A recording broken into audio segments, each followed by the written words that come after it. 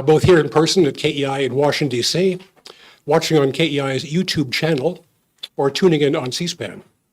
I'm Mark Tokola of KEI. We're delighted to be partnering with the Mansfield Foundation today to bring you this discussion of the trilateral meeting held among Presidents Biden, South Korean President Yoon, and Japanese Prime Minister Kishida at Camp David on August 18th.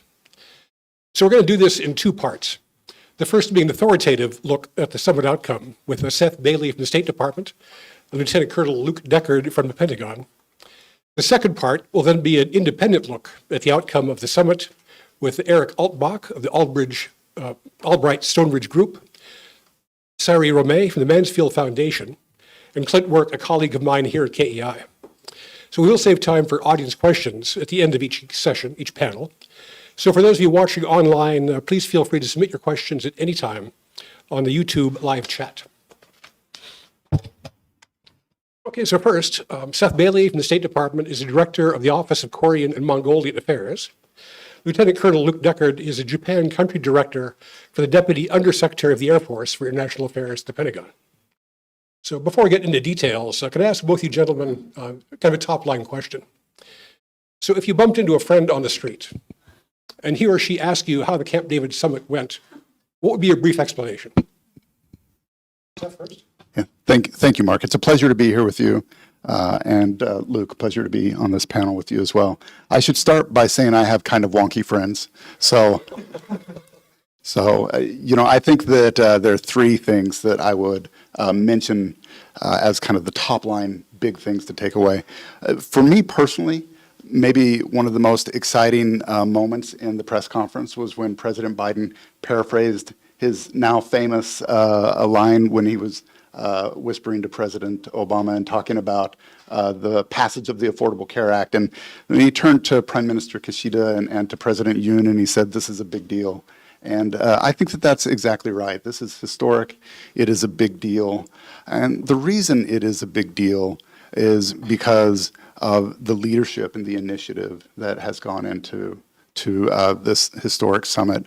As a U.S. government official, it's easy for me to think about the effort that has gone on the U.S. government side and the ways in which we've worked to bring this to pass. But I think it's very appropriate and important for us to acknowledge the leadership and the courage of President Yoon and Prime Minister Kishida, and the way that this came together is really monumental. So I think that that's one important thing. I think that another thing that's been talked about in the press is the kind of institutionalization of many of the meetings at the defense minister level, the foreign minister level, finance minister, and so many others. And I think that, of course, the most important of those being the annualized meetings that is going to happen at the leader level.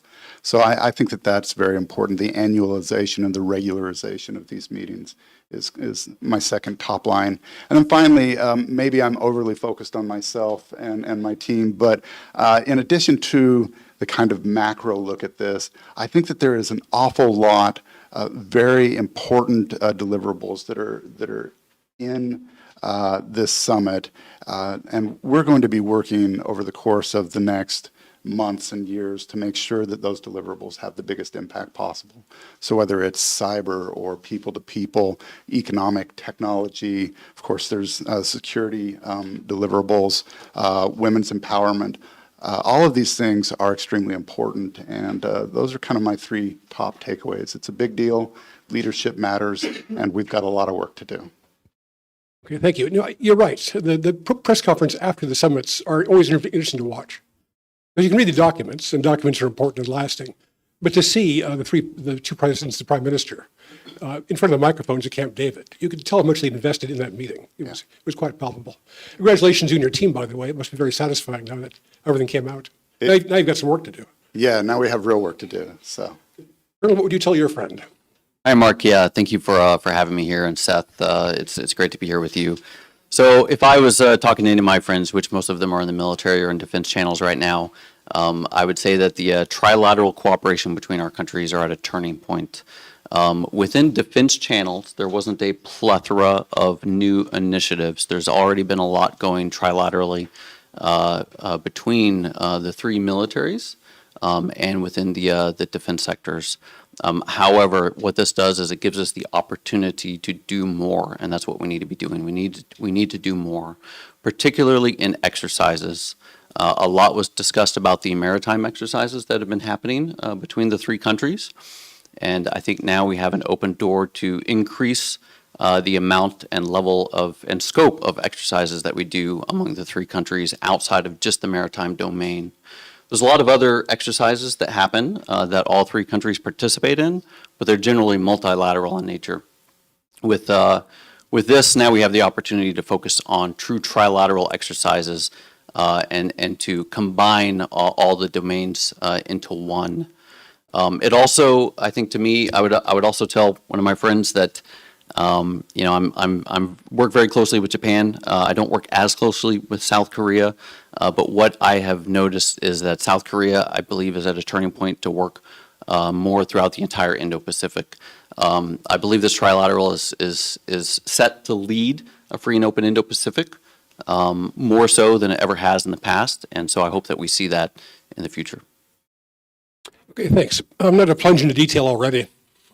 So Seth, have we settled on a terminology to use what came out of the meeting? I've seen references to the Camp David Agreement in the press, but does that refer to all three documents that came out? There was the Spirit of Camp David Joint Statement, there was the Camp David Principles, and the Commitment to Consult. So does the agreement mean all three of those things, and why were there three of them? And then second, institutions, what do we call this thing? Now, we talk about the Quad, which means U.S., Japan, India and Australia.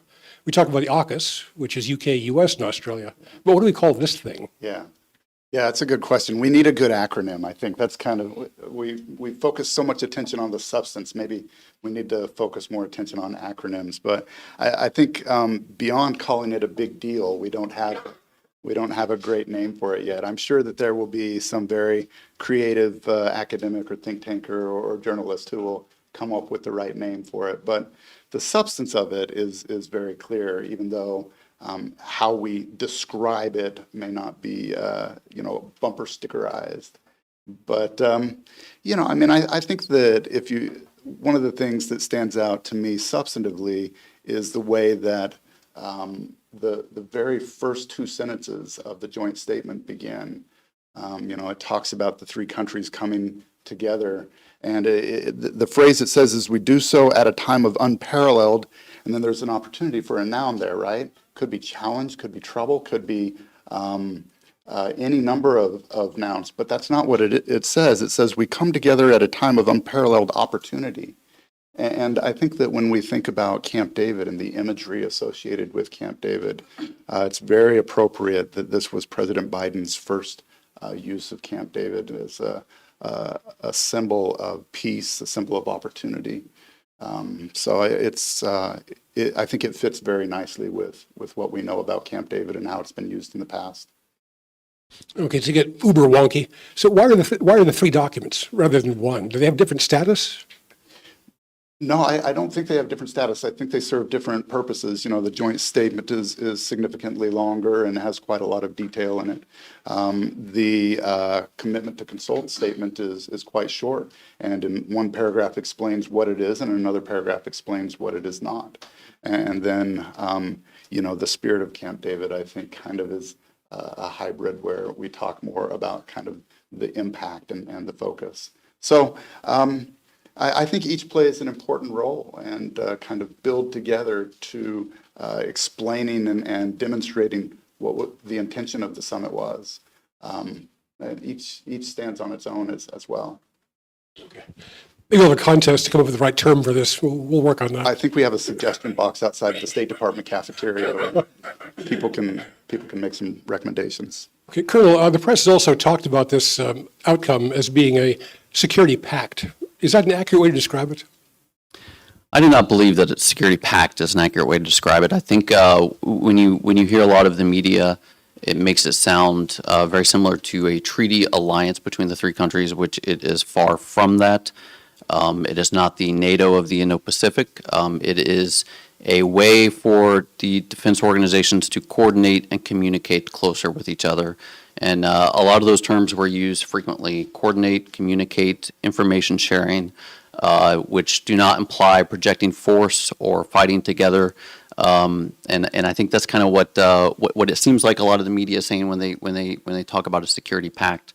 It's really just a form of cooperation. We have two distinctly different treaties, treaty alliances, the U.S. and Japan and the U.S. and Korea. And I think when the media explains security pact, it also implies that Japan might be willing to come to the defense of South Korea and vice versa. I don't think we're there yet. I think we're just on the cooperate, communicate, and consult level. Okay, you mentioned that we already have defense treaties with Korea and Japan separately. Those are actually treaties. We have the United Nations Command rear basing in Japan. We do joint exercises already. So what does Camp David actually add that's new to this? And while explaining that, could you please explain to us the difference between multi-domain, joint, and combined? All three of those words were used in the press conference. Talk about the exercises. Okay, yes, so we do already have the treaties, and although I do believe that this summit meeting was a turning point in the trilateral relationship, it doesn't add much on top of what is already there in defense channels, but it gives us the opportunity to add more, as I was discussing earlier. Speaking of domains, before I get into the explanation of domains, there's a lot of exercises, there's a lot of cooperation that happens, but it's not at the level that I think it could have been in the past. And so with the summit meeting, we really have that emphasis and that push for information sharing under our trilateral information sharing agreement to increase even more. We already have mechanisms to utilize that. And so now we have the opportunity to share more information and discuss more at that level through defense channels.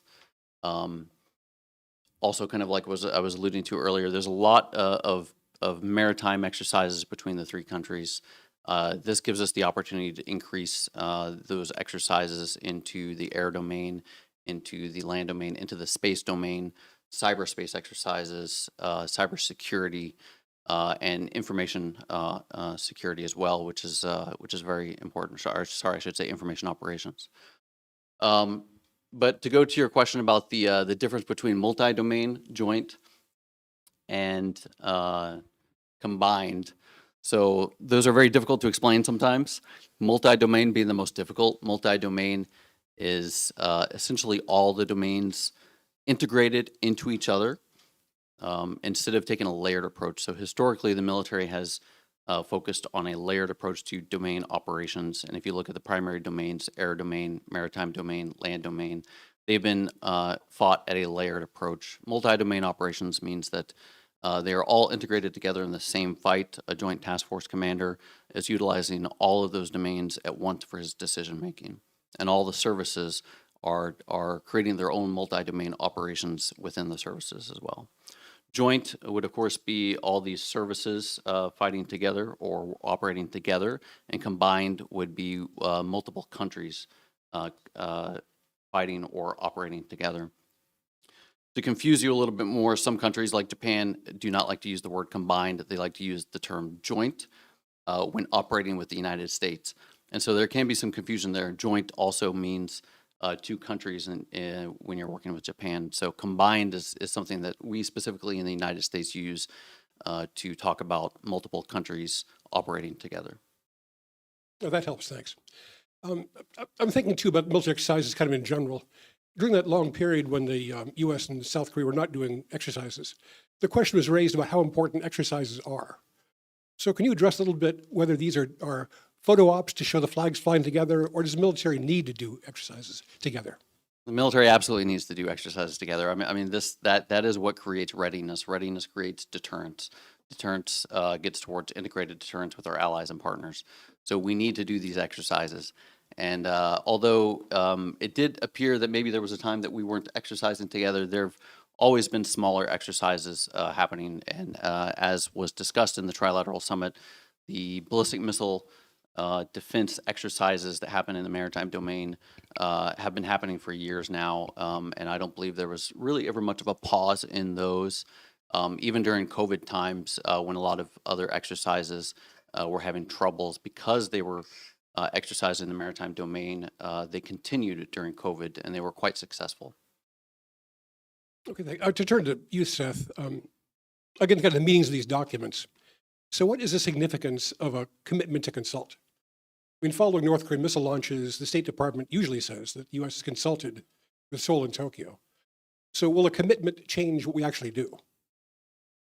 I think the answer is yes and no. And I'm glad that you raised the North Korea example, because I think that that is maybe the quintessential example of the ways in which we have in the past consulted with each other.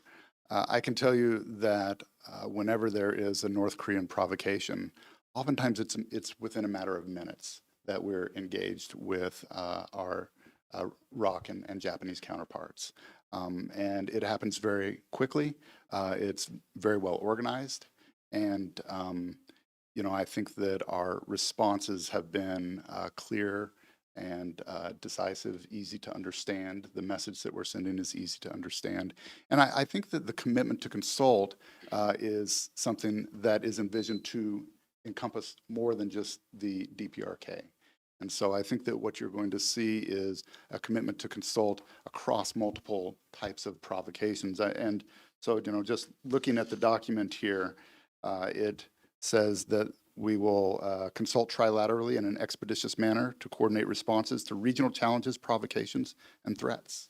And that's not limited directly to the DPRK. Regional challenges could mean a lot of things. I mean, is this commitment to consult based on security issues, or could it be natural disasters or cyber attacks, or how broad is it? Yeah, it's not limited. It's not limited to just security issues. And I think that what we see is a commitment across all three governments to address the challenges that face our respective governments and the region collectively. And of course, that's what it is, and what it is not is in any way an abdication of existing decision-making authorities or powers. Each country retains the right to continue to make those decisions for itself. But what we're going to do is we're going to get together, we're going to share information, align our messaging, and coordinate response actions. Okay, is that working level too, or is it just on the hotline? No, I think that it is more than just a hotline. It's at the working level. And like I said, in the DPRK example, the response that we coordinate after a DPRK provocation, happens at multiple levels, and it happens very quickly. It's well organized.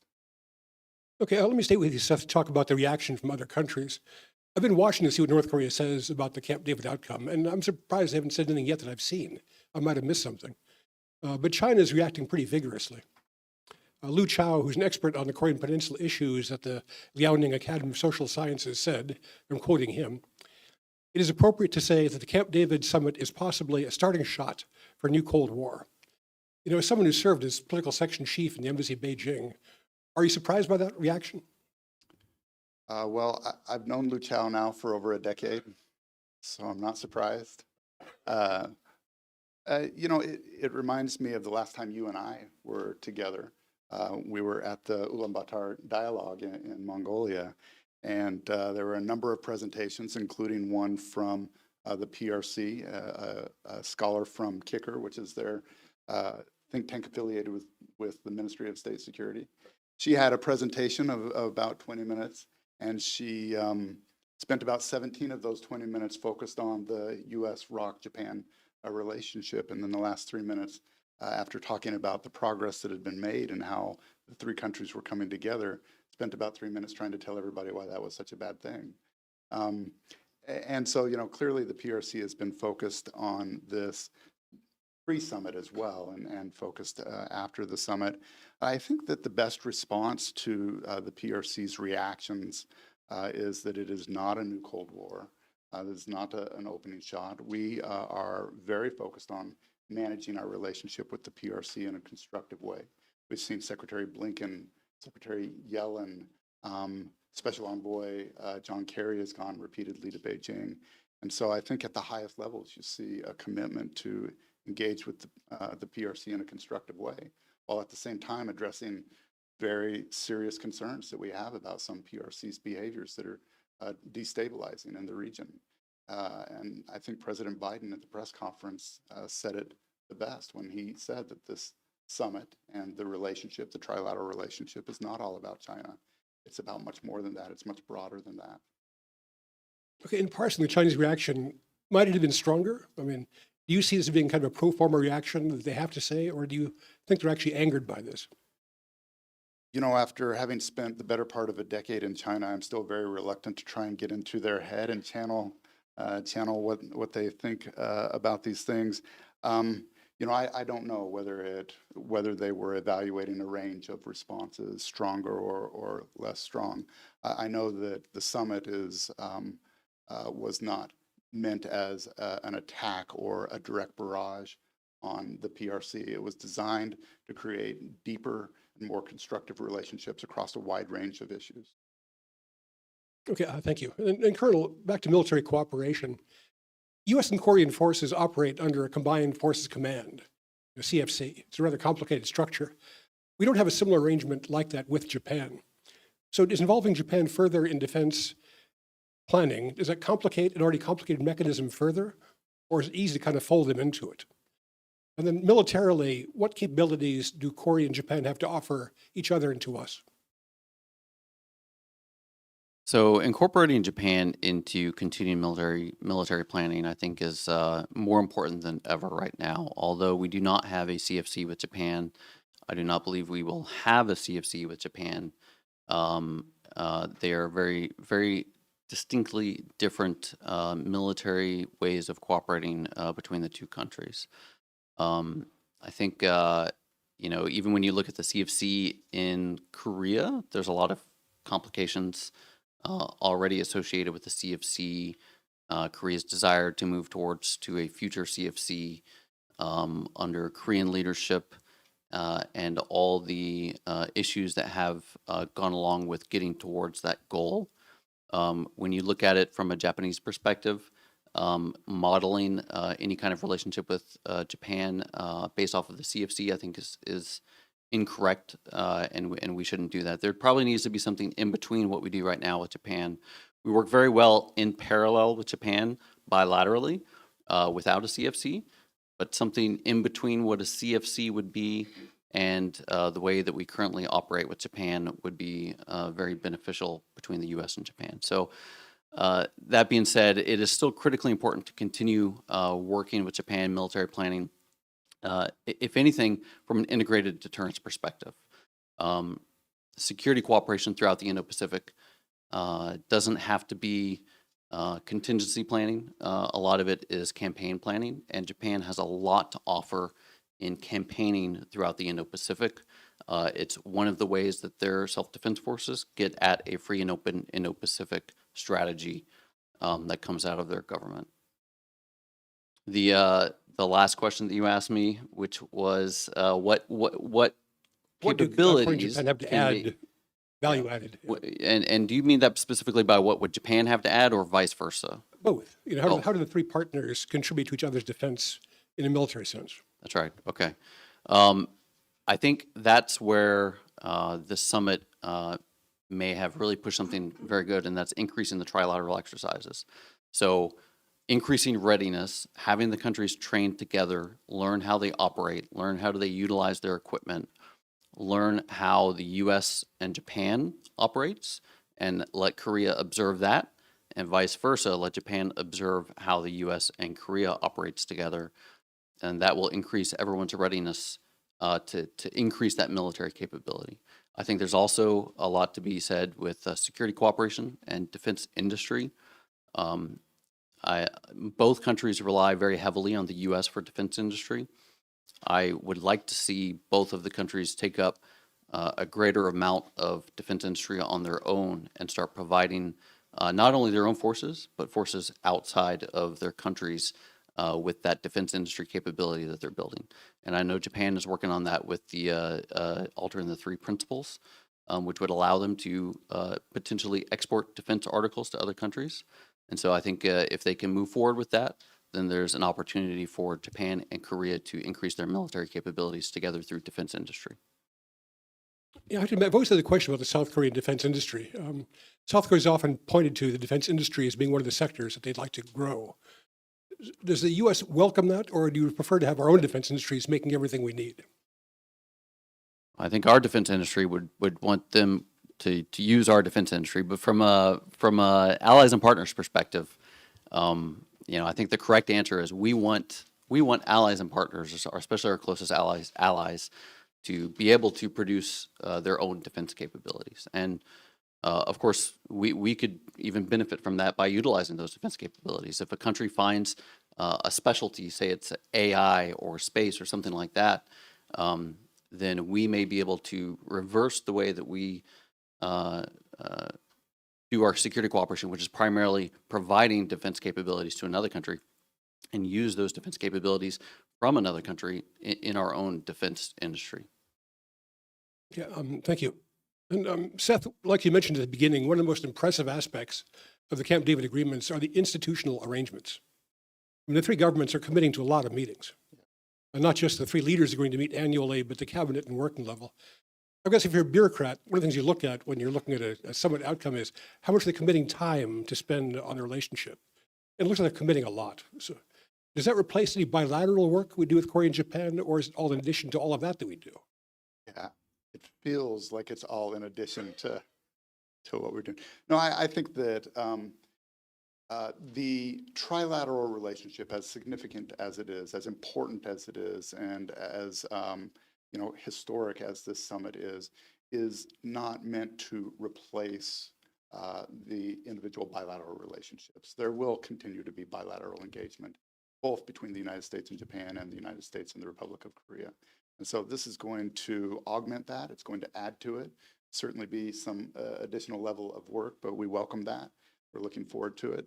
And it's not going to result in kind of shunting aside the bilateral relationships. It's only going to make them stronger. Okay, Colonel, back to you about the word security.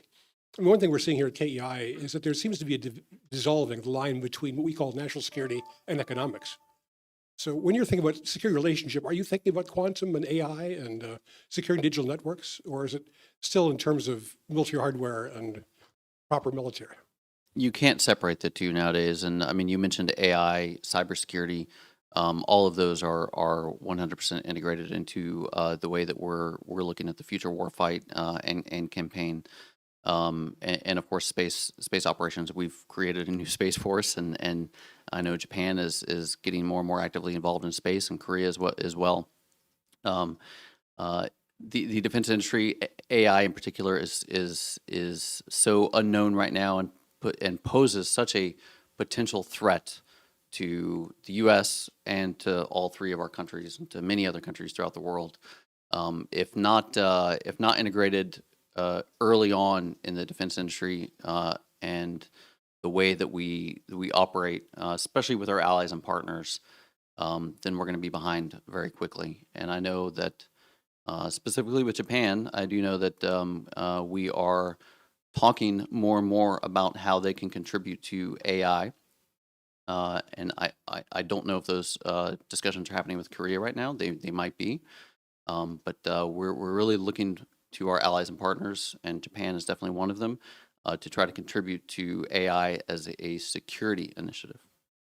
Yes, technology is one thing that brings the three countries together. So, Seth, will you comment on that? Are we having these talks with Korea too about high tech? Yeah, absolutely. I mean, I think that if you look at Korea and the way that their industries are developing, whether it's the defense industry that we're very supportive of, or their progress on electric vehicles, batteries, semiconductors, of course, where they're a global leader, and AI and quantum computing, where they're making incredible strides.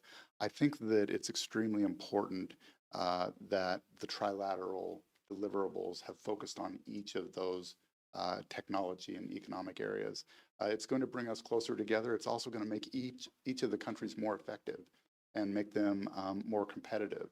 And so I think that this is, like I said, it's not just about the security aspects of the relationship. It's much more than that. And this is one area where the economic, the technological, cyber domains those things are really ripe for additional cooperation between the three countries. Okay, before I turn to audience questions, let me put one more question to you, Seth. That's about how this fits into the kind of jigsaw puzzles of Indo-Pacific agreements. There's a lot of them now. So does having a separate one with Korea and Japan add to or sort of detract from all the others? And how do they fit together? I mean, how do we work with the Quad and IPEF and APEC and the new Korea-Japan-US relationship? Do they fit together smoothly? They fit together. Yeah, I think that they fit together well. And, you know, there are certainly some overlaps, right? You wouldn't want each one of these things to be completely discrete, because then, you know, you end up having gaps in between them.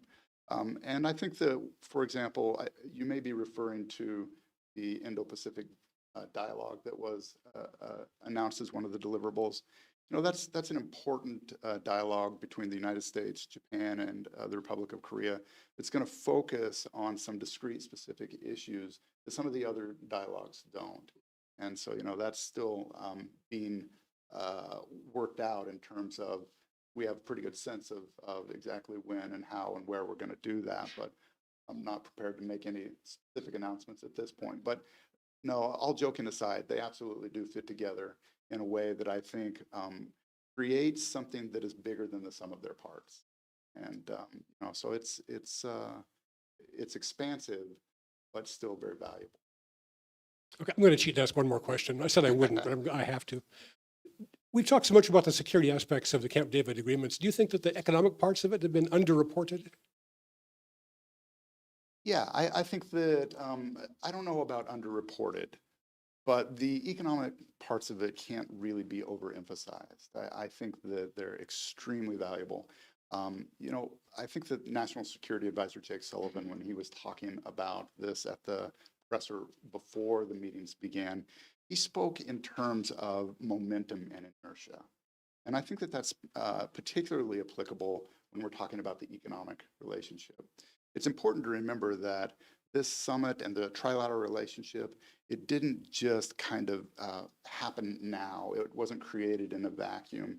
It is, in fact, built on the work of others that have gone before for years and in some cases decades. And that's true especially in the economic relationship, where we have free trade agreements, where we have business to business and people to people ties that are decades old. And I think that the deliverables that are coming out of the summit, the economic deliverables, the technology deliverables, those things are taking it all to a new level that I think really should be focused on and reported on. I think that the business communities are actually going to be quite pleased with. But it's probably being overshadowed a little bit by security aspects of the commitment to consult and those. I think you're right about that. And sometimes the psychology matters too, even if agreements are not in the texts. Sometimes independent actors, universities or think tanks or industries will kind of think themselves, well, maybe we should do something trilaterally, just because they've seen Biden, Yoon, and Kishida together. Okay, let me turn to audience questions. Let's see, we'll start from right to left. Over here, please. Stanley Kober. When I listen to this, I go back in time, the 1960s. We had CETO, backed up by the Tonkin Gulf Resolution, in order to tell people, you're going to go up against the mighty United States if you do anything. Didn't work too well, did it?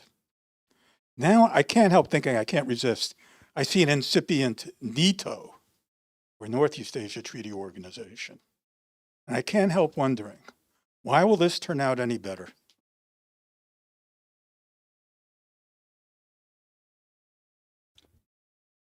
So let me make sure I understand the question.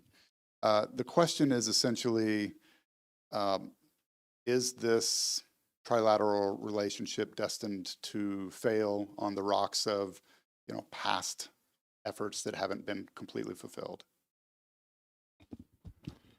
There's a saying, history doesn't repeat itself, but it rhymes. And I'm hearing, an echo. We've got this arrangement, we've got AUKUS. It's not identical, but it's very similar.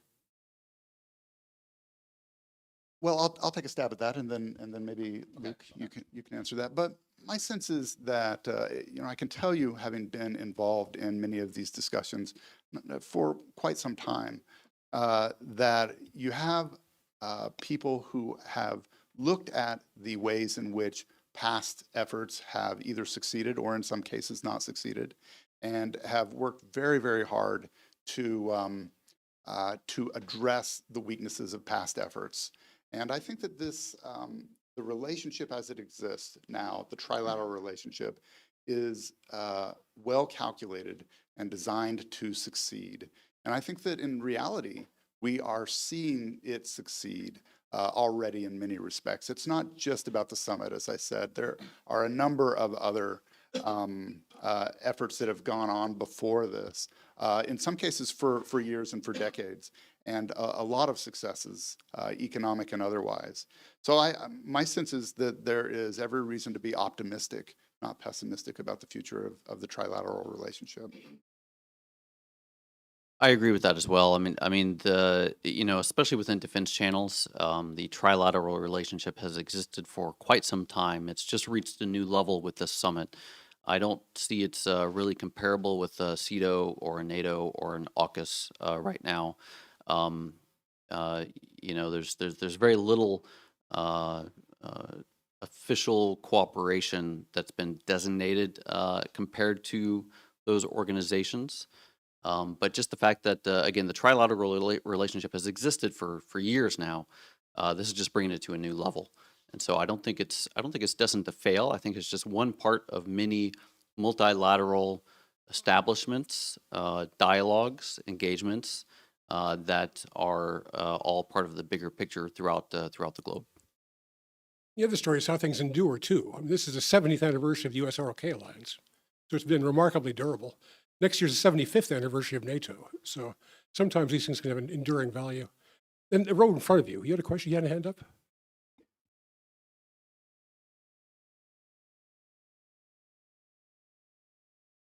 Well, thank you so much for your comments. I read an interesting article pretty much saying how with the United States limited with its China policy, with bipartisanship pretty much certain aggressive China policy, but that not being the case with Japan and South Korea, who want better relationships with China for several reasons, that it was kind of a missed opportunity that the summit didn't include any diplomatic efforts to reach across the aisle with other rival countries like China and North Korea, even though it did include a lot of diplomatic efforts among each other. Do you think this is the case? It was a missed opportunity to cooperate with China and North Korea, say some sort of statement that they will try to cooperate with them, or do you think that was beyond the scope of the summit? Thank you. Yeah, I think I would probably disagree a little bit with the characterization in that article. I think that in reality, the United States has placed a great deal of focus and attention on managing the relationship with the PRC and, for that matter, with the DPRK in a constructive way. Taking the DPRK first, we have made it very clear that we have no hostile intentions towards North Korea. And we've conveyed that message both privately and publicly. Now, of course, North Korea has engaged in an unprecedented level of missile testing, very aggressive rhetoric. And despite that, we continue to explain, both publicly and privately, that when North Korea is ready, we are ready to engage in direct discussions in an effort to manage and lower tensions. With respect to the PRC, as I mentioned earlier, we have had extremely high-level engagement with China, and that is going to continue. The United States does not seek confrontation. We don't seek conflict. We don't seek a Cold War. And in that sense, I completely disagree with Lu Chao's assessment of the Trilateral Summit. What we do seek are opportunities and ways to explain our very sincere and real concerns about the PRC's behavior. Some of those were outlined directly in the joint statement, especially with respect to the South China Sea and some of the behavior that's happening there now. And we're going to continue to be very clear and very vocal about those concerns, while at the same time working to engage directly with the PRC. The only thing I would add to that is, I see particularly with the PRC, all three countries have communication mechanisms and cooperate with the PRC in their own way. And so I like you kind of said towards the end, I think it's out of the scope of this trilateral summit to consider the trilateral as an opportunity to communicate or cooperate with the PRC or the DPRK. Yeah, on this side, in the back. Yeah, thank you very much. My name is Ryo Nakamura with Japan's Nikkei Asia. Thank you very much for doing this. Can you talk a little bit more about the nuclear issues? Are you going to consult or communicate with Japan and South Korea trilaterally on nuclear planning or collective response to the North Korea's use of nuclear weapons? Thank you. So it was discussed that both countries will remain under the policy of extended deterrence. And then separately, of course, there were the conversations about consulting and increased communication. However, I believe that extended deterrence will probably continue to be more focused on bilateral than trilateral. We'll see in the future how that turns out. But I don't think there's going to be a major change that you see right now towards extended deterrence the way it has been already bilaterally with the two countries. Here in front. Ma'am.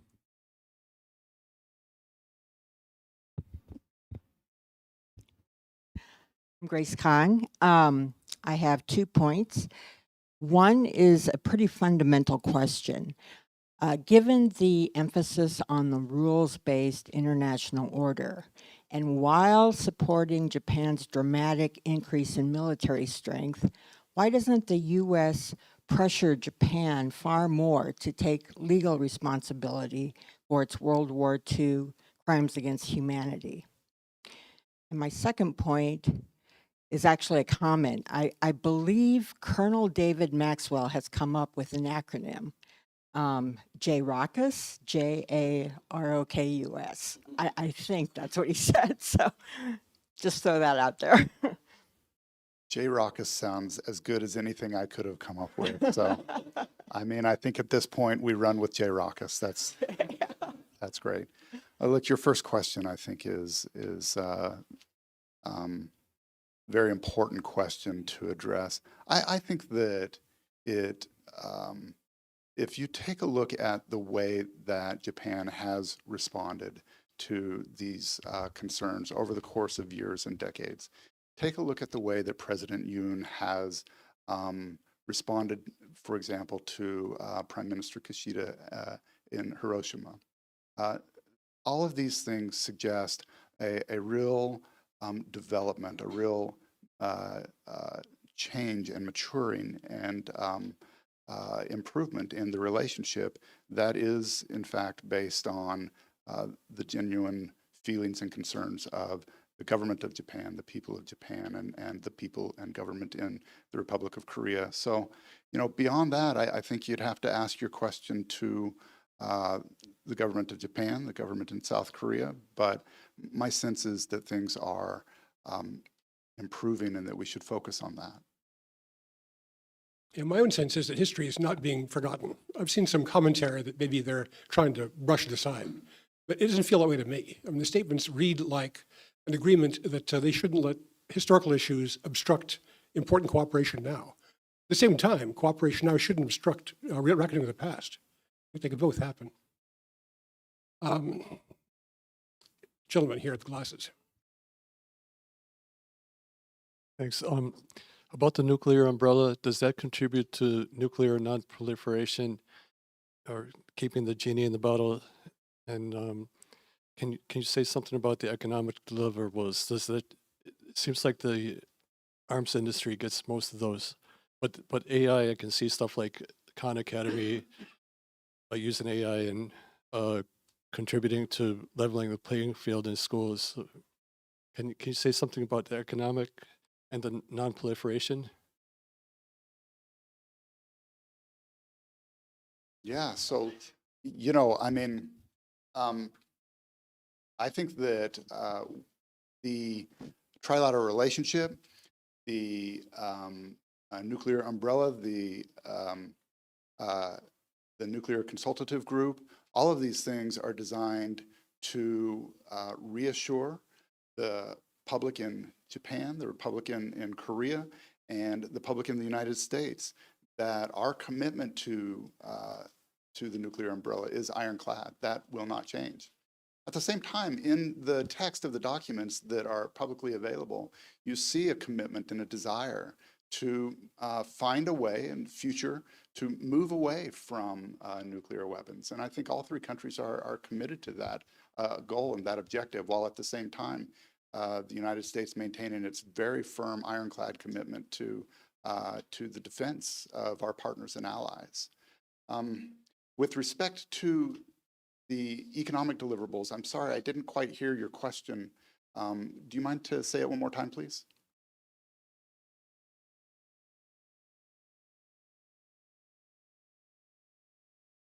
Oh, I see. Well, Mark asked this question about whether or not some of the economic deliverables were being overshadowed by the security-related aspects of the summit, and I said that I think that that is true. I think it's more than just what people would call the military-industrial complex. It cuts across all sectors. If you look at the deliverables that are in here, in the documents, I think you'll see that they're incredibly broad. They're going to create a lot of new momentum between the United States, the Republic of Korea, and Japan, including momentum between our industries in such a way that I think all countries' economic prospects are going to improve and over the course of both months and years. I think maybe a little bit to help answer your question as well. So I know within the U.S. I know we're interested in increased multilateral research and development initiatives within the defense industry and things like that. For AI would be one of them.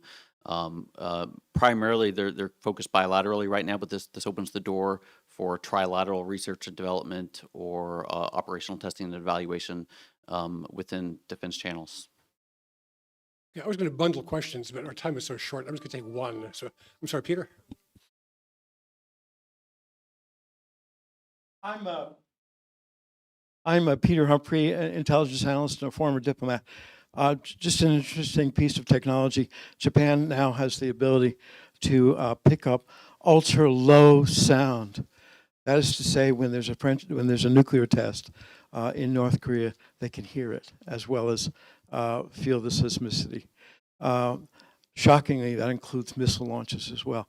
So if Kim Jong-un was brilliant enough to launch his missiles during a typhoon where we couldn't see a damn thing, the only thing that's going to save us is the ultra low sound and the seismicity. For years, we've had to use the United States as a post box to change intelligence from Korea to Japan or vice versa. Does this agreement sort of do away with that and allow for direct transfers with the U.S. being footnoted? And if I may, any mention at all of Dr. Takashima?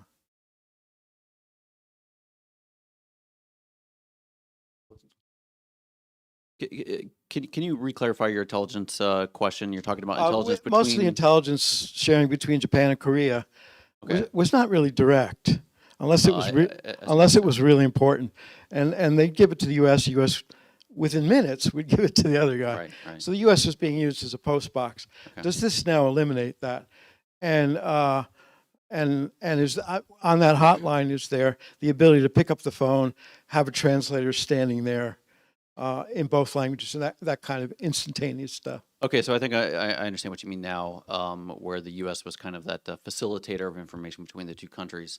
We never really had to be, and the mechanisms are already in place, so they're not mechanisms that need to be created or systems that need to be created. We already have systems in place where Japan, the U.S., and South Korea are connected, and so they have the opportunity at any time to utilize that to pass information between those two countries versus having the U.S. use them independently. But this being a trilateral summit, I think because and that system would be trilateral as well. That system is probably going to be utilized more now than it ever was before, and so that information would be open to all three countries, not passed through one, not passed through the U.S. to the other. There was no discussion of any territorial disputes between the countries. Your time really is up, but I want to give you one last chance to say something you wished you'd said or you wished I'd asked. Any last thought? Last thoughts. Well, I think that I come back to the courage that's been displayed by the leaders, President Biden, President Yoon, and Minister Kishida. And, this is a relationship now that, as President Biden said at the press conference, is going to exist and move forward for decades. And sometimes there's some discussion about, well, what about this or that administration change or this or that? I think the relationship is on solid ground and has been built on a very important history that is going to continue to grow and progress over the course of years to come. Colonel? I would add on to I'm surprised more wasn't discussed about administrative or administration changes, but I think it is built on a little bit of security, especially being focused on at the ASD level and below. This is really a whole of government approach, trilateral cooperation. So I think that it is safeguarded from future administration changes, just for the fact that there's multiple levels of government that are proceeding with this. Okay, thanks, Colonel. It seems a little impolite to ask government representatives about administration changes, so I was saving that for the second panel, but thank you for raising it. Okay, please join me in thanking Seth Bailey and Colonel Deckard.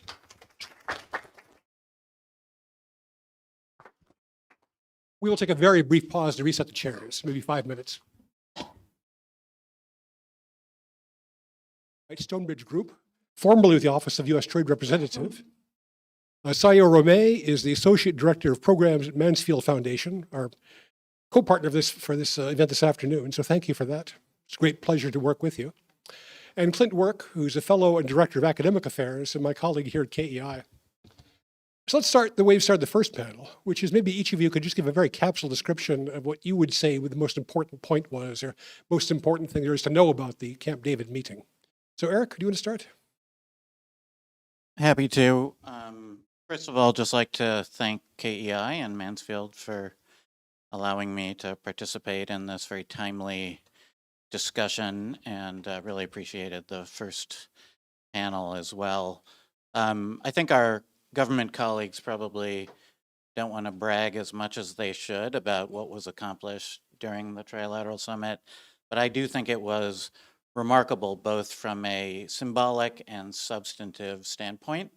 And I think people don't necessarily appreciate just how difficult it is to reach all of these kinds of agreements, to institutionalize trilateral cooperation across the security and economic agenda of important issues to the three countries in the context of all the challenges, particularly in the Japan-Korea relationship, which are well understood and which we began to delve into in the Q&A in the previous panel. But I think it was remarkable what's been accomplished over the past several years, and particularly over the past year with the leadership and courage in Tokyo and Seoul in enabling this kind of cooperation to even be realistic. The other point I wanted to make is the level of institutionalization that's been accomplished in this meeting. We now have commitments from the three countries to have annual trilateral summits between the leaders and annual trilateral cabinet level meetings among all the major security and economic officials of the three countries.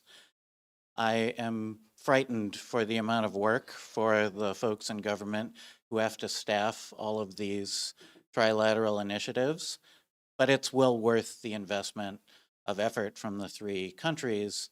And I think the joint statements really reflected the increasing scope of the multi-dimensional cooperation that is so important to all three countries. So look forward to the discussion. You know, I think it's a good point.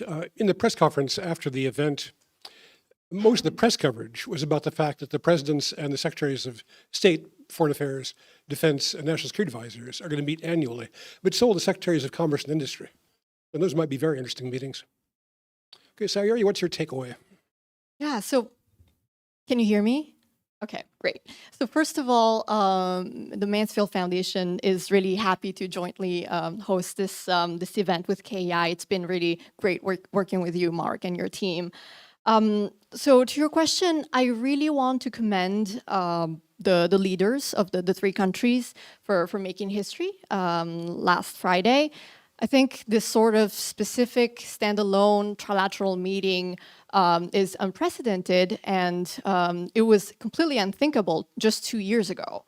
And I think there have been many efforts, as we heard from the previous panel, efforts behind the scenes during the past couple of years in each country.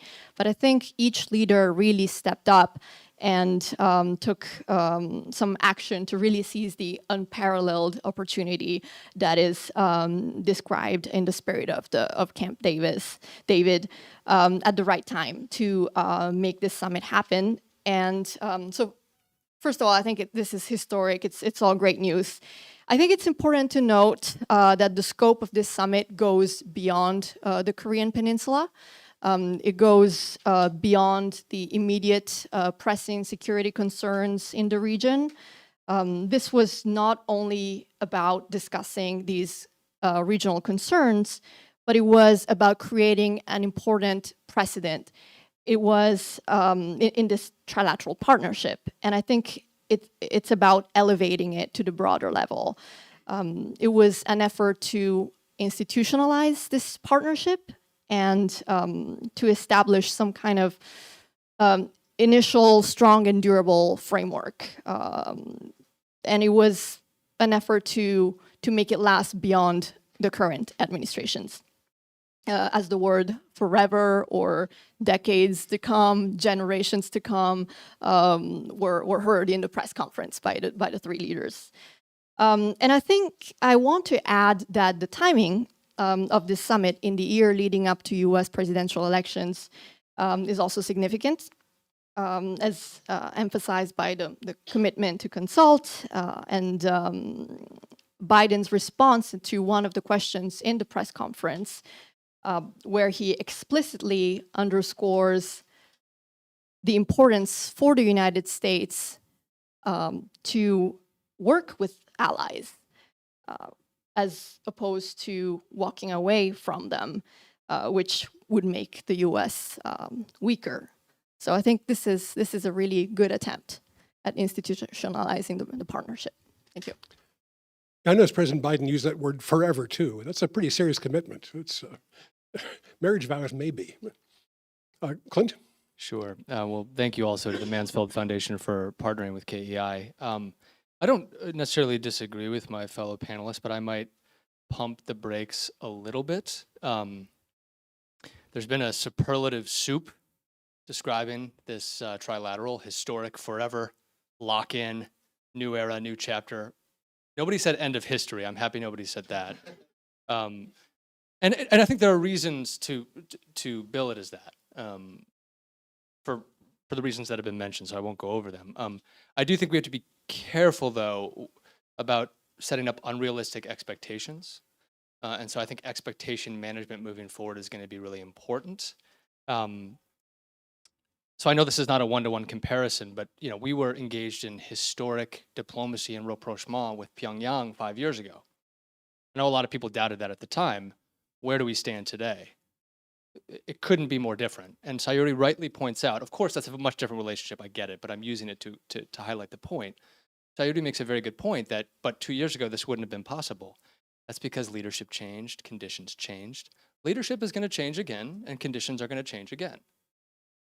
So, we have, of course, I don't want to spend too much time on this, but we have our own election, and a possible alleged multiple felon could be re-entering the White House, who openly decries alliances and whose second term I think would lean much more into that sort of narrative if it occurred.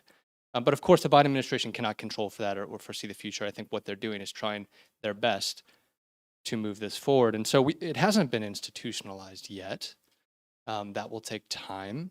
That takes, frankly, decades.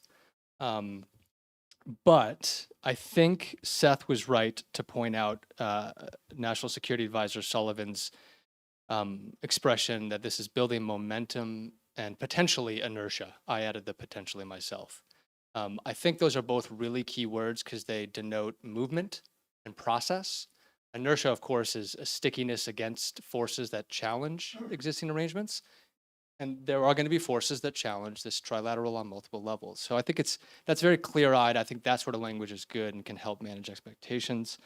But I think it's also just important to remember, and I'll stop after this, Mark, is as I think it's the joint fact sheet, but maybe some of the other documents, which I'm still parsing over, mentioned, this did not occur in a vacuum.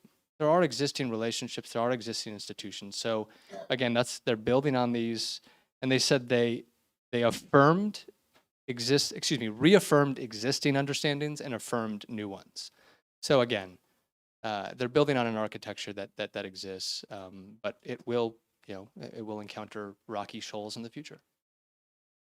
Thank you for adding that alleged as a qualifier. KEI is an independent, nonpartisan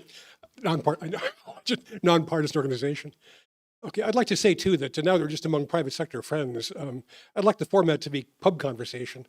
So please feel free to talk to each other too and interrupt or comment or ask questions. Then I will. I said this is an attempt at institutionalization. There you go. I agree with Sayuri. Okay. Eric, most of the press coverage of the Camp David did focus on the military and security aspects.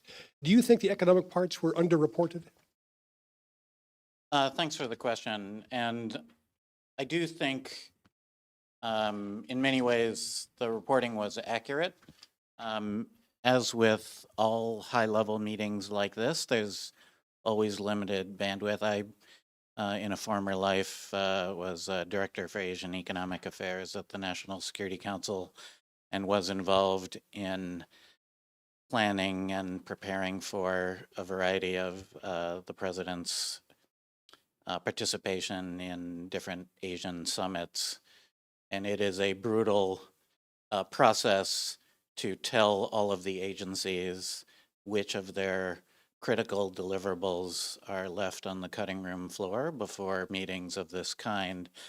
So I think it is unsurprising that the focus was on a subset of key cooperation initiatives with a major focus on the national security agenda. So the commitment to consult, the institutionalization of trilateral defense cooperation in a variety of forms, including these joint military exercises, the creation of new dialogue, regular high-level dialogue channels focusing on these national security issues. All of that, I think, is unsurprising and appropriate.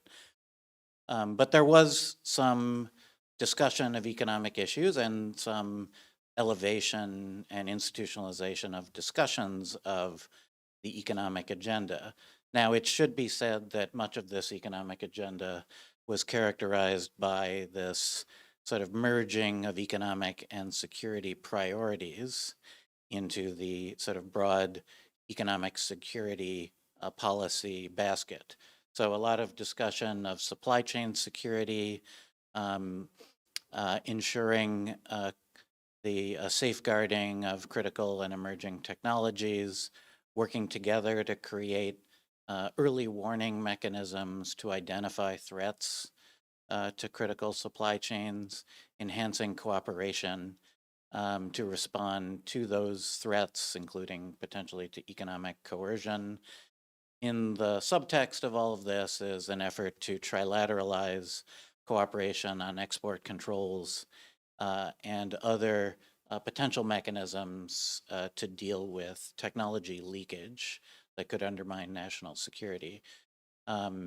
there was no explicit discussion of outbound investment reviews, which of course the U.S. has just issued an executive order beginning the process of establishing a limited investment outbound investment review system. But I suspect that topic was discussed at least among lower level officials. So I do think there was a significant discussion of the importance of these issues, albeit largely through the framing of economic security, as opposed to what many of us used to work on who did economic issues in the US government, which was trade and investment liberalization and promotion efforts, of which there was, again, not surprisingly, relatively little discussion. Yeah, let me take advantage of your government expertise from the past too to ask about the difference in the way we do diplomacy. Under the Trump administration, everything was bilateral. And now under the Biden administration, everything is multilateral. Is that a return to normal, or is the multilateralism something new? Well, I think it's, in many ways, it's part of a sort of long-standing evolution of U.S. policy, particularly policies intended to strengthen our ability to affect outcomes in the Indo-Pacific, as we now refer to it, and also to respond to the challenges posed by China. I think there's a growing understanding that it requires broad coalitions and broad partnerships to address the sort of multifaceted security challenges in the region. So trilateral initiatives with key partners like Japan and Korea are very much a kind of natural effort. Of course, the Biden administration had a particular motivation to focus on both bilateral and multilateral alliance maintenance activities because of the interregnum of the Trump administration, which was in most ways quite hostile to multilateralism, with the exception of a few things like the Quad. But I do think it's a return to a existing trajectory, but an important augmentation of that effort. Okay, Clint, were you reaching for your mic? Just very briefly to say, we talk about where this trilateral relationship is situated among broader relationships and the economic security piece. And I want to give Troy Stangarone, my colleague, credit for this because he reminds people of this all the time. When we talk about some of the mechanisms that Eric just rightly mentioned, they really can't be effectuated and successfully implemented without European participation, without other country participation. So it really does, the nature of the issues go beyond the trilateral, right? Which I think is helpful too to remind ourselves of. Okay, thank you. Sayuri, during the leaders' press conference after the summit, they talked about supply chains and they talked about energy security. I don't recall hearing them say much of anything about climate change. Is that because there's already so much cooperation on climate change, or do the words energy security actually mean cooperation on climate change? Right. So in the press conference, I think, there was no mention of that. But climate crisis was mentioned in the joint statement and in the Camp David principles. There was a joint commitment to cooperating in addressing climate change. And I think that's good that it was there, but there was no elaboration. There was no further elaboration on how the three nations would be cooperating on that front. And I think the Biden administration, especially in the past 2 years, has made some important progress to work more closely bilaterally with Japan and with South Korea to address climate change. But we have yet to see how these three countries will need to be will include this area in this trilateral framework, and it will be interesting to see how Japan and South Korea will be working together on that front. Of course, all three countries have shared interest in energy security, especially on promoting alternative sources of energy, nuclear energy generation, use of natural gas. So the discourse around energy security is definitely linked to climate change policy. But at the end of the day, I think this specific summit was an effort to establish a first record of trilateral cooperation on a much broader level and a higher level. And as Prime Minister Kishida repeated multiple times, multi-layered cooperation. So I'm really curious to see what new trilateral initiatives on climate change we'll see develop in the coming year. Also, how they will be aligning their climate change targets, and especially how they will consult for any joint messaging on that. Okay, let me take advantage of your expertise too to ask you a question a lot of people are asking about Japan-South Korea relations. So does the Camp David meeting signal a real turning point or change in relations, or it's just another high point in a cycle of up and down relations? Definitely the latter. A high point in a cycle of up and down relations, and I think the historical issues that have been plaguing the bilateral relations are here to stay. They're lingering. They're not going away anytime soon or ever. If I may say, personally, I think that it will be really, really difficult for historical issues to be resolved. And I think the legal questions regarding forced laborers that President Yoon or the media really painted it as he solved it, but actually they're not solved. It's only partial, and so there is still so much to talk about. And definitely, South Korea-Japan relations, bilateral relations are the weak link here.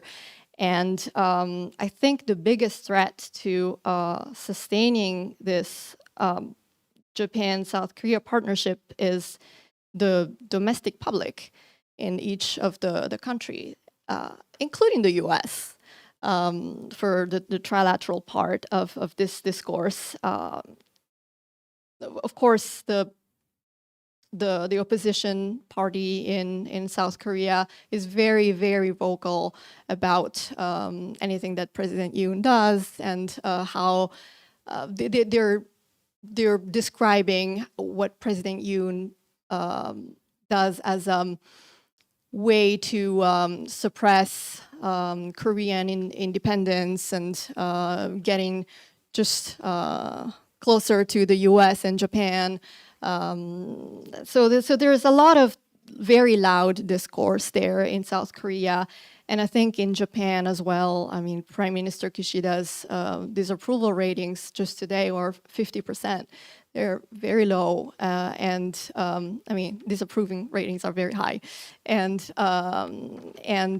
they're mainly about domestic issues as well. So people in Japan probably are not thinking that much about foreign policy. So yeah, it will depend on domestic publics and polarized politics in all three countries, I think, and especially in Japan and Korea. You know, there are people who say that that the wartime issues are generational, that the ages will soften with time. That's not my experience. I worked on Balkans policy for a long time, and history stays with you. It doesn't fade with generations. It makes a big difference. And William Faulkner said the past is never dead. It's not even past. So I think these issues will stay with us. Yeah, for sure. I think for everyone, I mean, it's good that history stays with us, but at the same time, I think there is so much politicization on all sides. Mm-hmm. So it is really hard to overcome these obstacles because they hit an emotional chord in the public's mind. So yeah. Yeah. Can I just Please. pub style jump in? Yeah. I think it was President Yoon who mentioned in the press conference afterwards that they're trying to create a bridge between the legal issues and the court cases and then the higher level sort of diplomatic agreements. But to Sayuri's point, and this may have been what you were alluding to, there are still lots of cases in Korean courts that are working their way up, and they are going to work their way up. Some will get to the Supreme Court. So this is, it's not just going away in people's minds. There are going to be, pertinent legal questions that have outcomes that have to be dealt with somehow. And, you have the leadership of, this is before the Trilateral Summit, of the opposition party in South Korea that has said that Yoon is moving the country one step closer. This isn't an exact quote, but this is essentially what he said. One step closer to the rising sun flag once again flying over Korean sovereign territory. So, you know, bombastic, fine, but it gets to the point. It gets politicized, and that's not going away. Okay. That's what I was alluding to. There will be, after this meeting, this third. I'm so sorry. I forgot about that. After this summit, yes, there will be some news about that, and you know, I mean, they've already yeah, spoken about it. Yeah. right, yeah, and they're at so many different levels at the court in Korea, so they are always ready to reemerge, and they're not going away. If I could just jump in on that point again, I unfortunately have to agree with all of those cautionary comments. But I do think there is value in the institutionalization of these high-level dialogue mechanisms because it increases the costs, the diplomatic costs for Korea for undertaking particular policy shifts. I would think that it should have at least some mild impact in the sort of decision-making process of the relevant government officials, the Korean courts, and the public and other stakeholders in thinking about all of the disruption that's caused when there is a breakdown in relations caused by the handling of these particular types of cases. And I can say that having spent some time in Seoul and Tokyo, as I'm sure my colleagues have during the downturn, it was really terrible. And the sort of lack of trust and the inability to move forward with a host of ongoing cooperation or planned cooperation, either government to government or disruptions to business and commercial relationships, it's really significant. So I think anything that can be done to try to create a buffer, but also to make explicit the costs of handling this issue in a way that causes another major disruption in the relationship. And I think the other aspect that, you know, everyone should consider is the stakes of failing to have the kinds of coordinated security responses to the very real threats and challenges that all three countries face, North Korea being the sort of proximate near-term challenge with the continuing provocations from the DPRK with their missile program and ongoing nuclear weapons program, but many of the serious issues in the region more generally, including those relating to China's activities in the South China Sea and Taiwan Strait. So these are very, very important issues to all three countries, and there's a lot that can be lost when the wheels come off the bilateral and now the trilateral relationship if that happens in the future. You know, it's complicated. Another buffer seems to be people-to-people relations. There's a lot of tourism, very high level right now. And there's a lot of cultural mutual attraction between Korea and Japan. So it's a complex relationship. Clint, let's turn to the Indo-Pacific variable geometry, if we can use that term. So now with the Quad and IPEF and APEC and AUKUS and these other things, how does the new US, Japan, Korea trilateral arrangement fit in with all of that? I think in your initial question, as I recall, you phrased it as still developing arrangements, which I think is the right way to put it, because none of those are finished products either. I mean, APEC, of course, is the oldest. This also points just to, this is the academic in me, there are, you know, longstanding historical studies of regionalism, of how institutionalized it is in the Euro-Atlantic and how under-institutionalized the Asia-Pacific, now what we refer to as the Indo-Pacific is. And there are various reasons for this. But the different institutions you mentioned, these minilaterals, I see these just on a broad level. On one hand, a genuine effort to to create this sort of lattice work of institutions that do have overlap in some ways, but also apply to distinct issue areas, to uphold a degree of order and normalcy in the region. But I think the effort is also a clear indication of how much the international order has eroded. It's not just the latest indication of the under-institutionalization of the region. It's part of that. But I think it's a genuine and sort of intense, focused effort to try to build institutions, because the norms that they're trying to uphold are very much under challenge. Obviously, tightening the trilateral arrangement adds to these, but I would say, AUKUS is having a tough time getting stood up.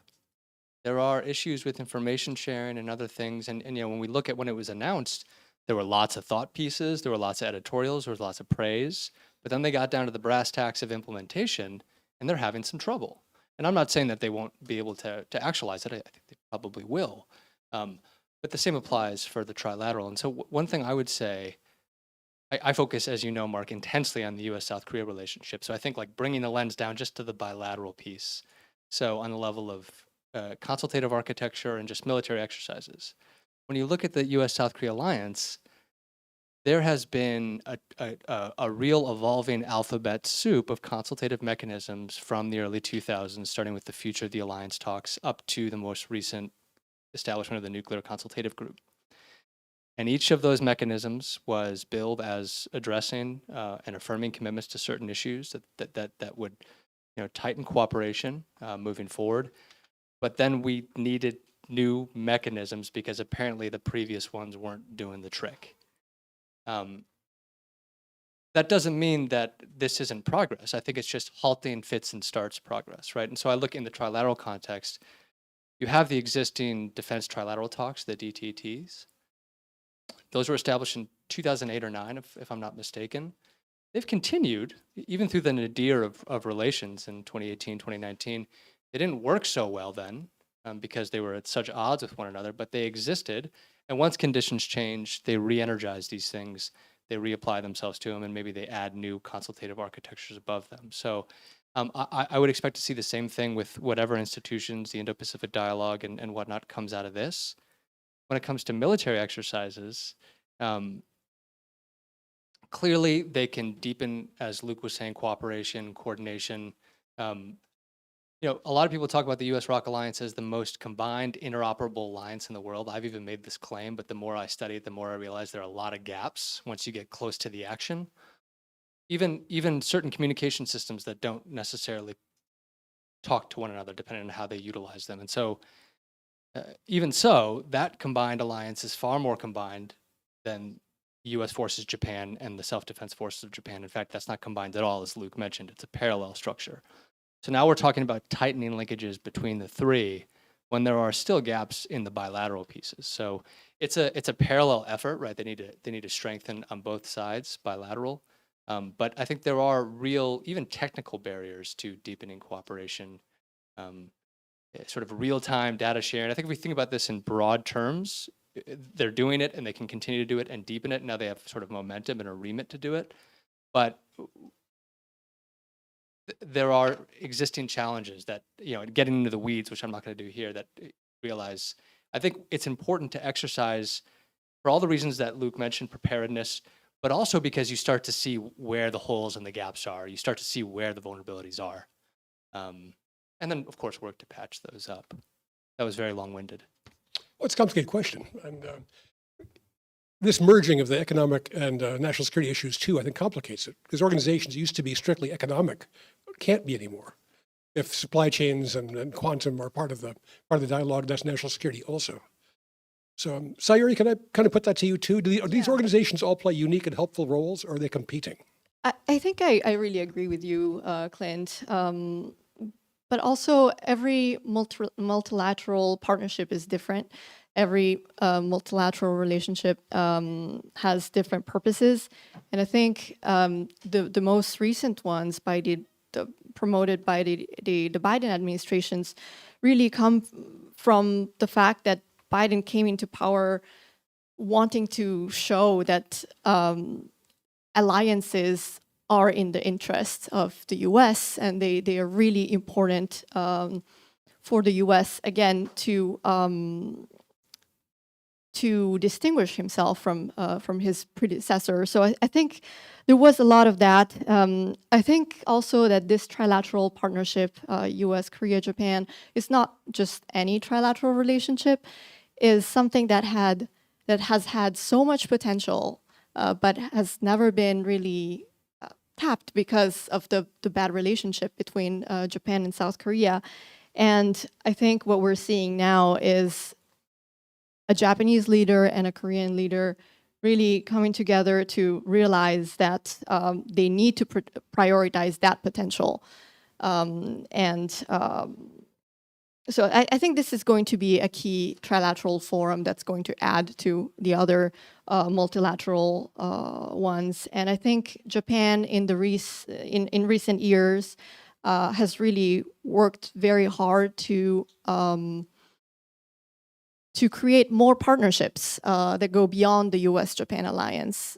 So with Europe, with the EU, with ASEAN, with a whole other set of countries, because Japan now realizes, throughout the Abe administration and now with Kishida, that Japan can be more powerful if it expands these relationships and it goes beyond the US-Japan alliance. And I think Japan's preferred international order is rules-based, multilateral, inclusive. So I think that's what Japan is also trying to do.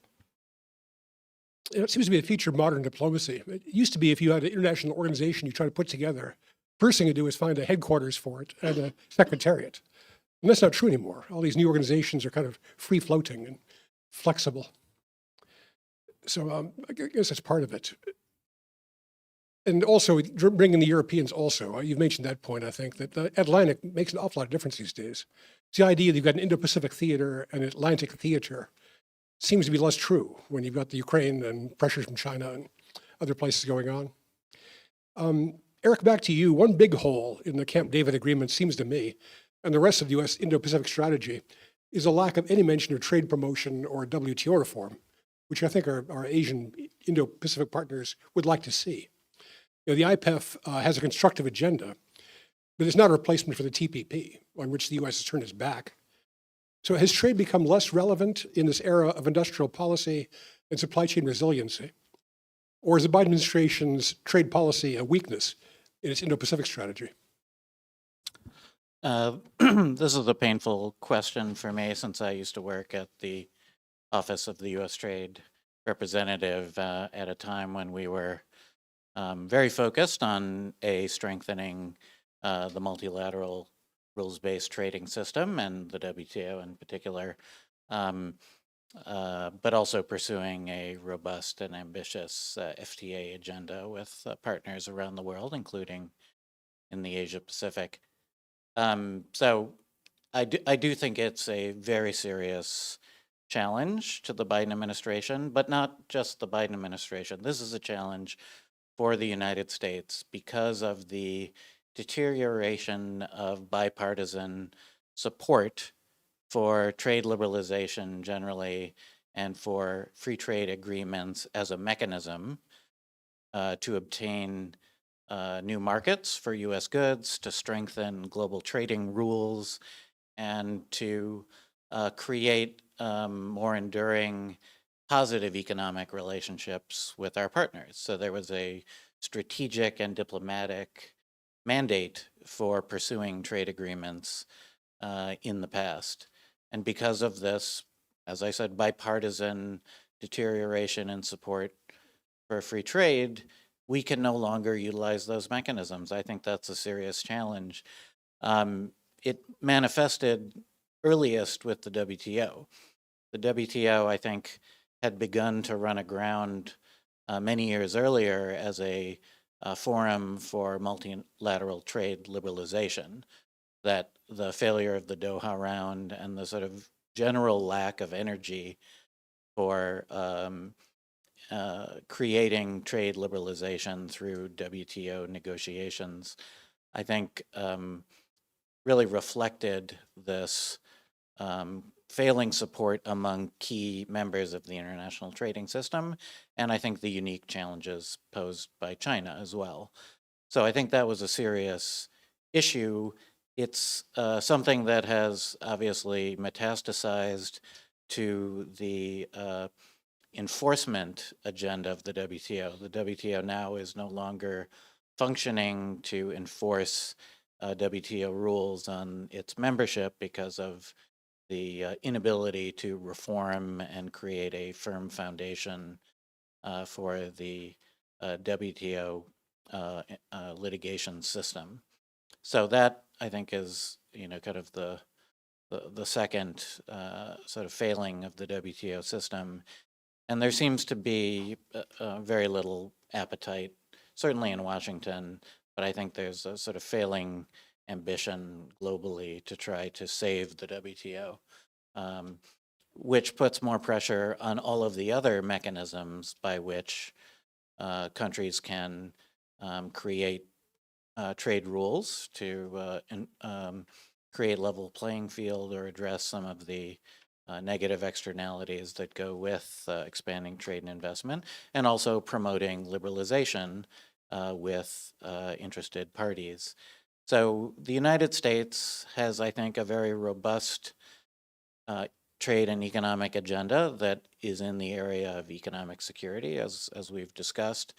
But I think we have a very limited agenda with respect to promoting trade liberalization and therefore limited leverage to push for a seat at the table in writing a whole host of trade rules that used to go with these FTA negotiations, where we offered the very substantial carrot of improved access to the US market. So when you don't offer that anymore, it becomes much more difficult to incentivize your trading partners to agree to a set of rules that aren't necessarily consistent with their domestic rules and procedures, or necessarily always in the interest of some of their key stakeholders.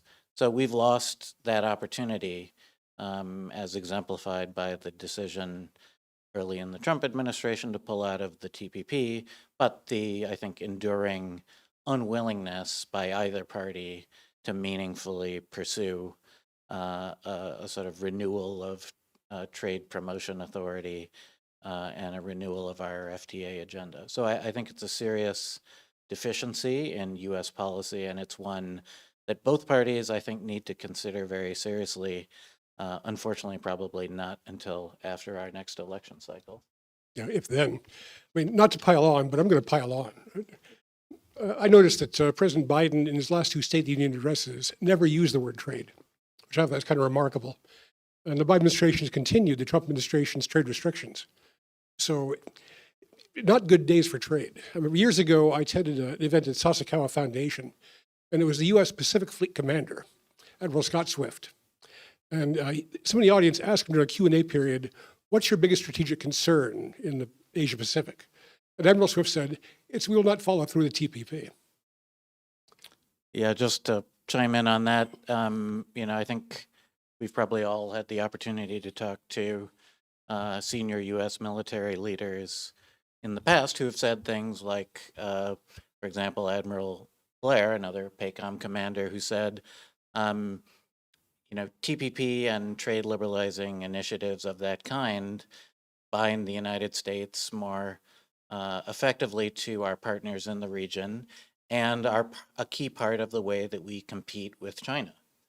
So it has this strategic dimension that we're losing out on. Now, I should say that we have paid much less of a price in terms of our competition with China for influence in the region than we might have, for a variety of reasons. One of them being the ways that China has behaved in terms of its turn towards an increasing state-dominated role in the economy after a period of liberalization and market orientation, as well as, I think, some increased perception of risk in participating in the Chinese economy some of which we've helped create through our export controls and sanctions and Uyghur Forced Labor Protection Act requirements, which raise the compliance costs if you're going to do business with Chinese partners.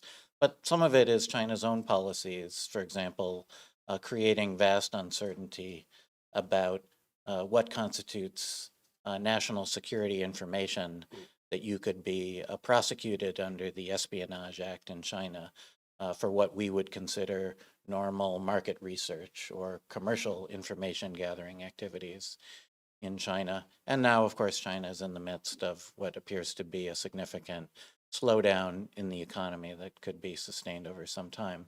So we have, I think, paid less of a price in terms of the relative appeal of economic cooperation with China versus the US.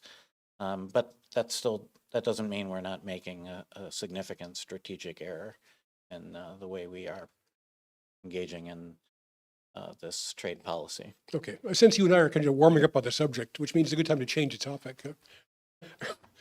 So Clinton Sayuri, let me put a question to you before I turn to the audience, and that is the Chinese criticism of the trilateral arrangement and even Indo-Pacific strategies. They say the U.S. is moving to contain China, and you can see it in all these arrangements being made around the Indo-Pacific. Do you think that's a valid criticism, or how do you see it? Is it containing China?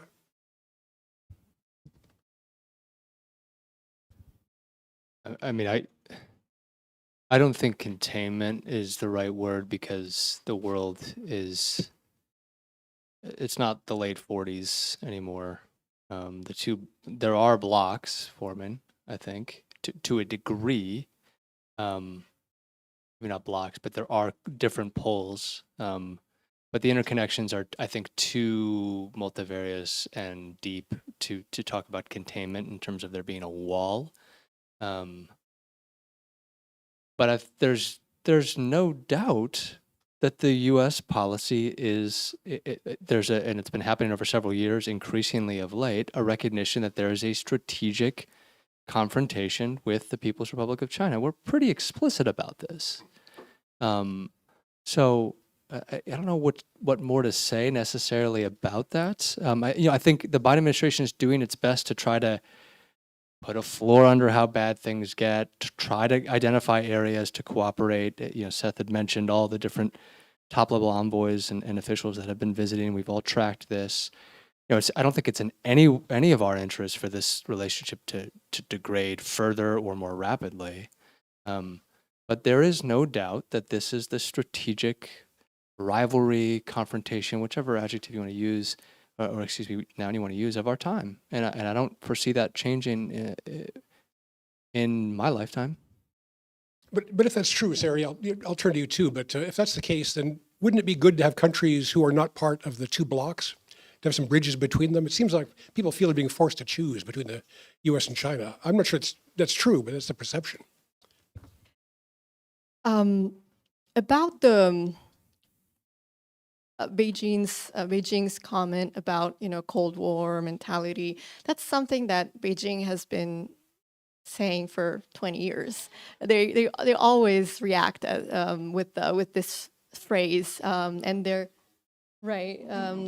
It's just like the Cold War. This is Cold War mentality that we should not condone. It's the same playbook that we've been hearing for 20 years. So, of course, I'm not surprised, and I feel like Beijing is always very sensitive to these perceptions of other countries ganging up on China.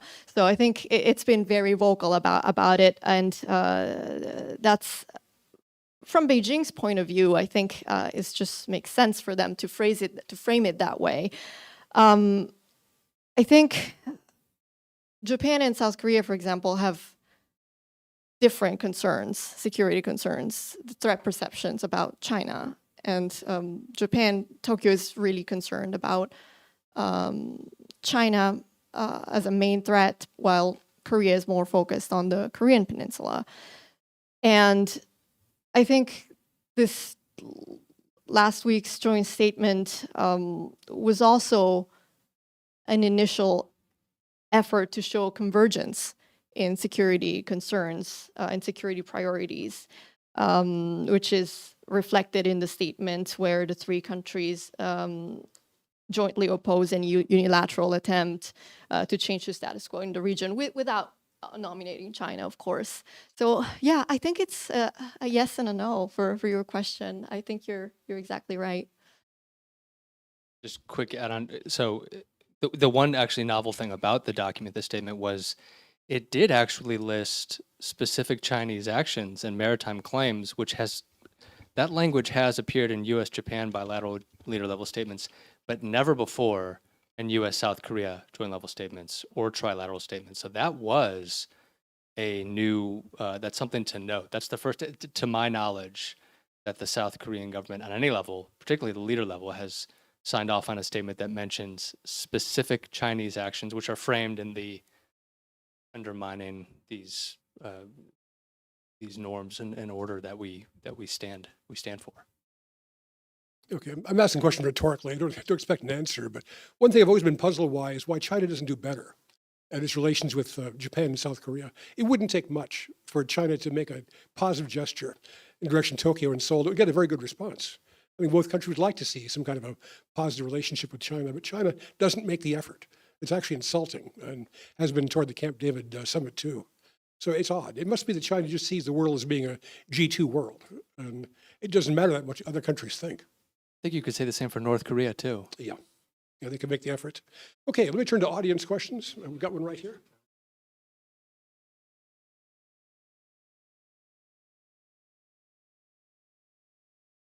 So thank you for a lot about how this operation.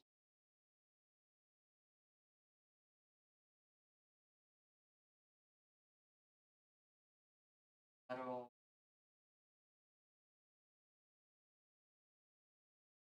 the China-Japan Korea trilateral situation, which the Union administration has said. I'm our step.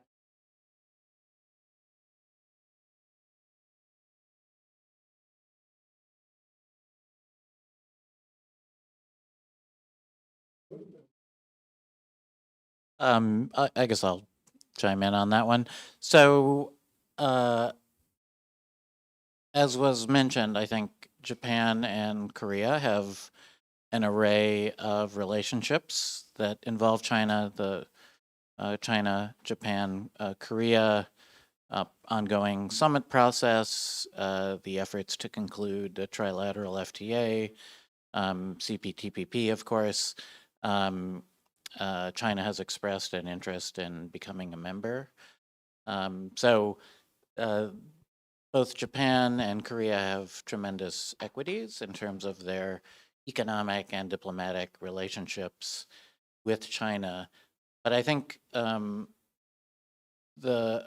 willingness to deepen explicit security cooperation, including on a trilateral basis with the United States, reflects a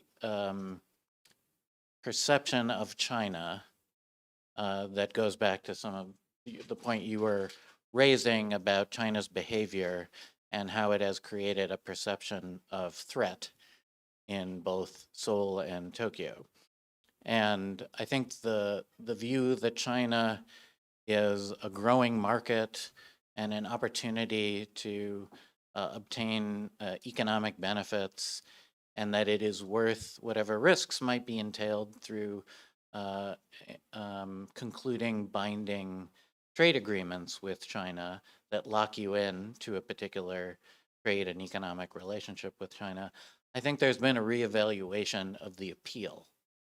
So it's not just the sort of disruptions in the diplomatic relationships between Korea and Japan and China. It's also a reevaluation of what it means to have a deeper economic relationship with China, and whether you want to make it more difficult to engage in the kind of de-risking that I think many of China's trading partners are now considering. So I think this trilateral momentum with the United States is in a way an implicit assessment of the appeal of trilateralism or multilateralism with China. Yeah, I think I'd say too, to repeat a point I made earlier, these relationships in the Indo-Pacific are flexible, rather fluid. So I think one organization that, or one grouping that doesn't even have a name was actually quite important is what I would call a quint. I think, in fact, the US, EU, NATO, Japan, South Korea, and Australia are meeting all the time, and they talk all the time. The NATO summits in Madrid and Vilnius were, in a way, meetings of this quint organization. And they're all in Ramstein together doing the Ukraine coordination. So no one uses that word. That seems to exist also. They're also in both UNC Rear and UNC HQ. That's true too. So there's, you start unpeeling it, there's a lot of variable geometry. Yes.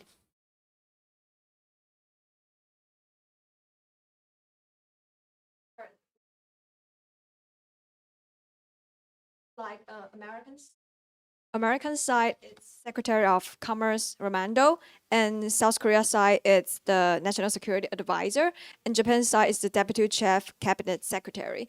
Is the third person signal some message to the trilateral partners or domestic audience?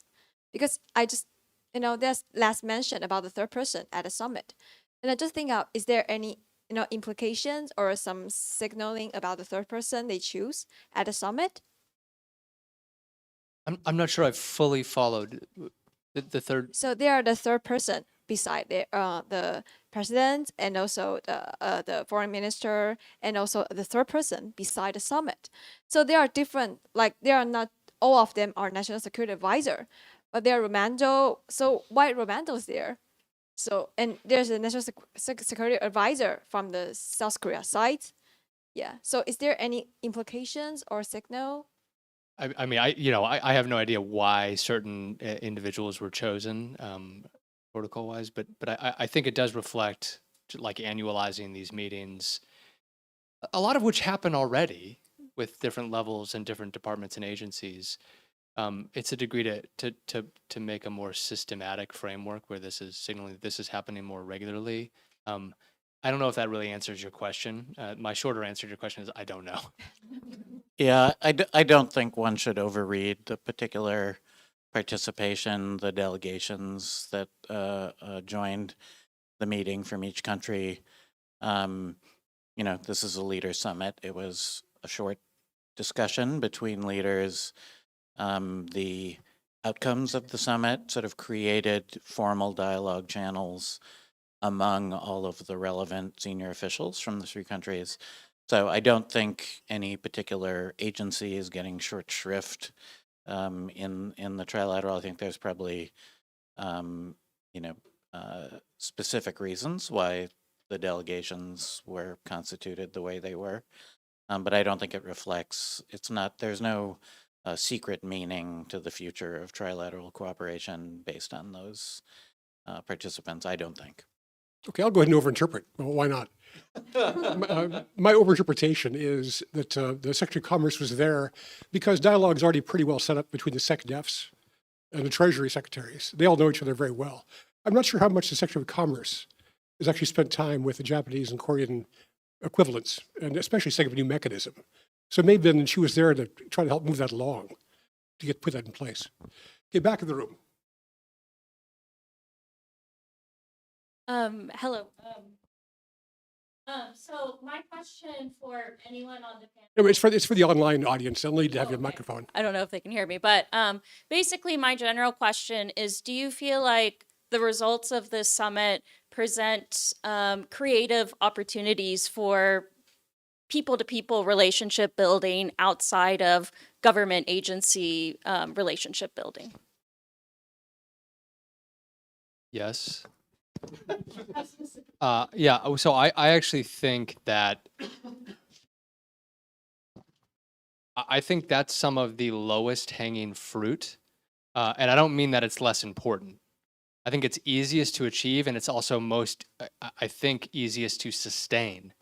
And that builds cohorts, sort of trilateral cohorts over time in multiple different industries and sectors. So I think like the joint research that, my colleague Tom Ramage pointed out to me in the joint fact sheet, which I hadn't even seen until this morning, that talked about working with Johns Hopkins, and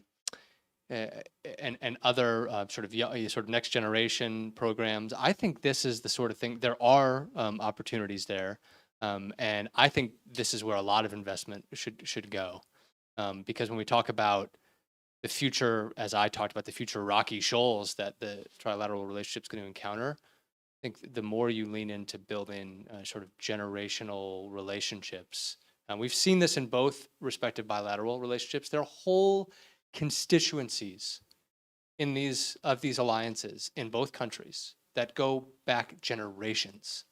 And so when these relationships encounter difficulties, which they do, these are the folks, these are the groups that write op-eds, that talk about these things, that talk to their folks in Japan, their friends in Japan and Korea, and sort of and justify to maybe a doubtful U.S. public specifically about why we need these relationships. This is why we need them. This is why they're important. So I think those are critical, because governments, elections happen, they come and go, policy trajectories shift, but those ties that's what undergirds these relationships.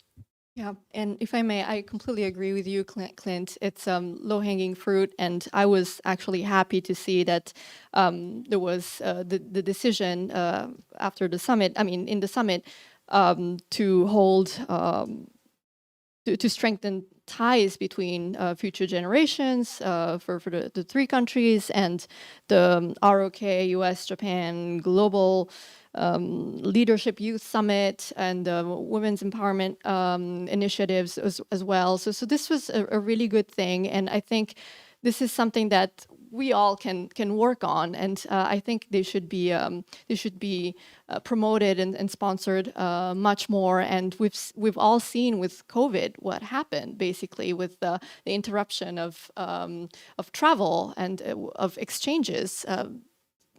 Japan suffered immensely, the US as well. And I think that's why we need to work a lot on this. And this is what our community does. And I think it's a really easy thing to do, but it's also really fundamental to promote these trilateral initiatives.